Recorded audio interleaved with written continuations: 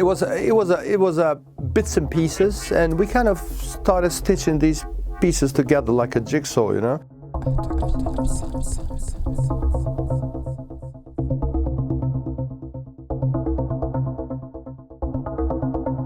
I mean, there are still thousands of possibilities here.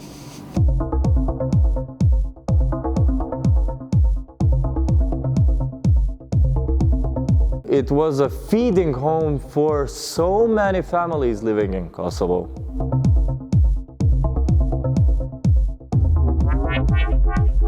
This space that have been influencing our parents or grandparents back in the day.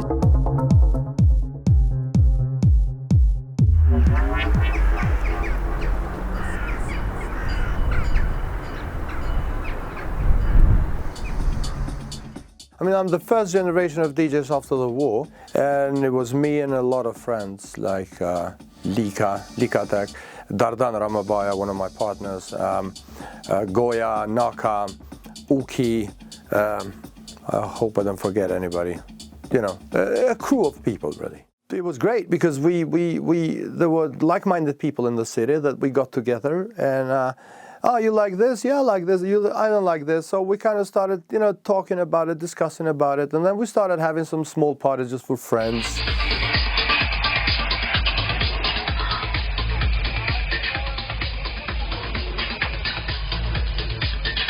And that's pretty much where it started. We bought our first decks, turntables, and our records. This was 2001, I believe.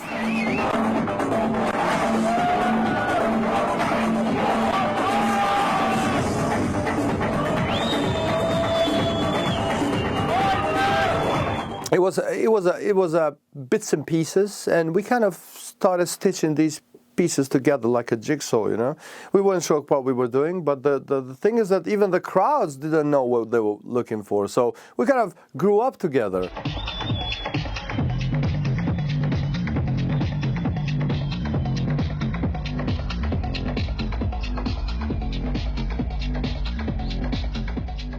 And then we got introduced to the London tech house scene through a friend in Skopje who was a promoter for them, doing parties in Skopje, and then we invited some of them in Pristina. The first one was Dave Mothersoul. We were lucky to learn from them, to see how they mix the London style, and I believe that a lot of DJs in Pristina, especially from my generation, have that particular London style of mixing, which is you keep, you know, like 2 records synced with your hands, riding the pitch fader all the time.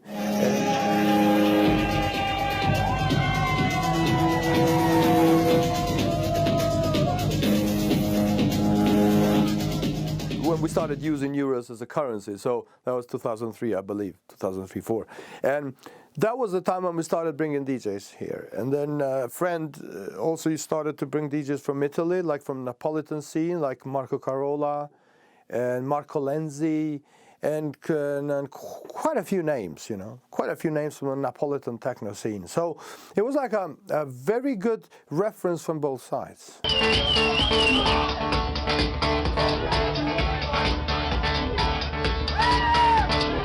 Like first 10 years, let's say, if you dare call it, like from 2002 and onwards, the people were enthusiastic. That was the golden age. Everybody was into it, really had a lot of fun.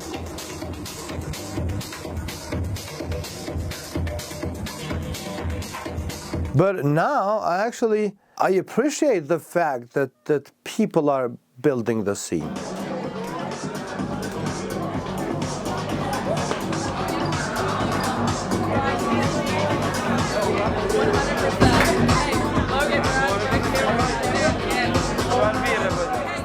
I found it, like I started working in 2015 in summer.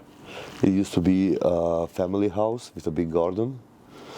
So it was staying like empty for 2 years. So I decided to transform it into some sort of a social club.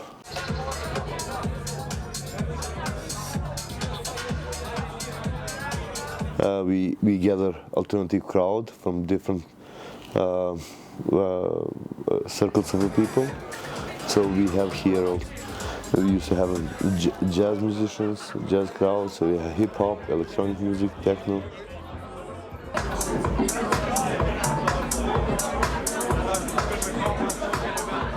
Electronic scene is quite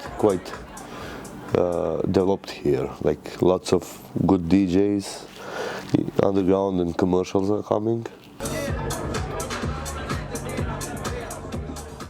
The crowd is there. You know? We have different crowds. You have crowds for techno, crowds for psytrance, crowd for house music. We have certain labels who organize once in 1 month or 2 months. They organize the parties. So they gather, but these are mostly like electronic parties, techno parties. And like you have a service organization, it's a collective of DJs and promoters. And then you have Hapsina, they organize every 2 or 3 months in an abandoned print shop, old print shop. It was the second most important printing house in the whole Yugoslavia back then. It was a home, it was a feeding home for so many families living in Kosovo. It should be put more forward to the younger generations and to be used as a cultural space that can enlighten again the society, but through entertainment, through infotainment and edutainment.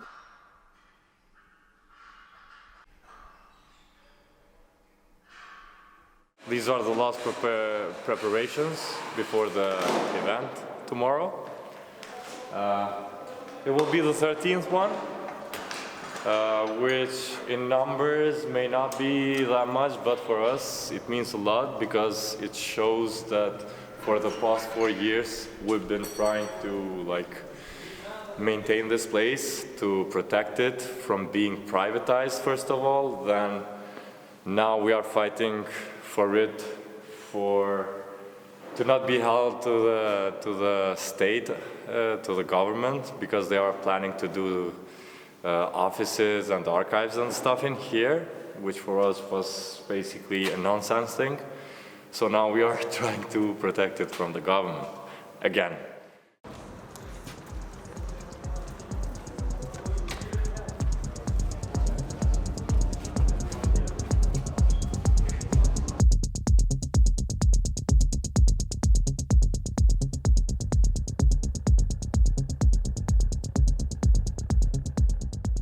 The biggest struggle of ours is time almost. We're like, even though we did our plannings and bookings and everything, there were times like we didn't have the permission to use the venue even 4 days before the event, which is kind of crazy. It's kind of a poker game.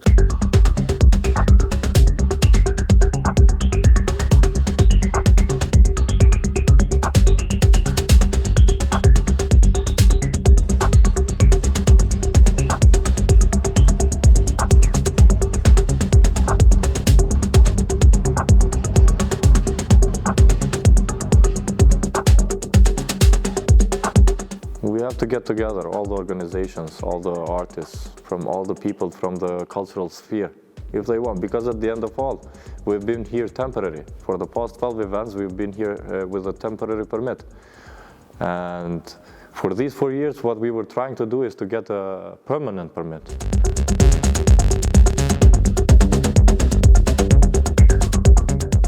If we had the chance to do what we do and to establish ourselves in a space like India, we could definitely put Kosovo in cultural heart of the world with really strong activities, because what is the biggest asset of Kosovo is youth. And they are hungry to explode in terms of energy and enthusiasm.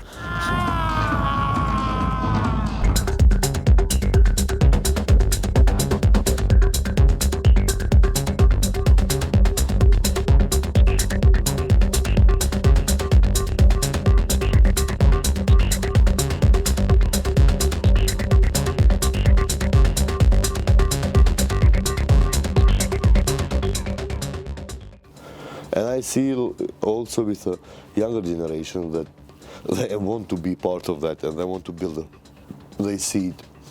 There is a need also for a culture here to be built, rebuilt or built and open up, not stop, because I mean there are still thousands of possibilities here. Yeah? Okay, we don't have money, but the will is good. First is the will, and then so lots of people have here that will to help building the cultural platform life. So for me, I'm positive in that sense. I know that we will struggle for another 30 years, but whatever. In terms of techno, it's just going to go forward and people are going to be making better and better music. People are learning. We're going to start a new institute actually of academic level, BA, 3 years, full time.